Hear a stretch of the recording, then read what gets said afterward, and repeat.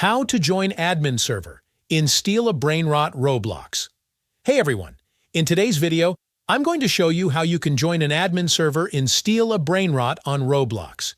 If you've been trying to figure this out, stick around because I'll break it down in the simplest way possible. So, the very first thing you need to do is head over to roblox.com. Once you're there, go to the search bar and type in Steal a Brainrot. Make sure you're searching under Experiences and then click on the game to open its official page. Now that we're on the Games page, let's move over to the Servers tab. Now, if you already have friends who own admin access, you'll see their servers pop up in the list. If they're on your friends list and running a private server, you can directly join them and you're in an admin server. But that's not the only way. If you don't have admin friends, don't worry. You can still scroll through the servers list.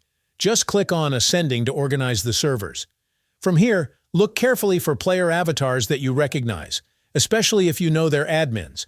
Once you spot them, just hit Join, and you'll instantly hop into their admin server. And that's it.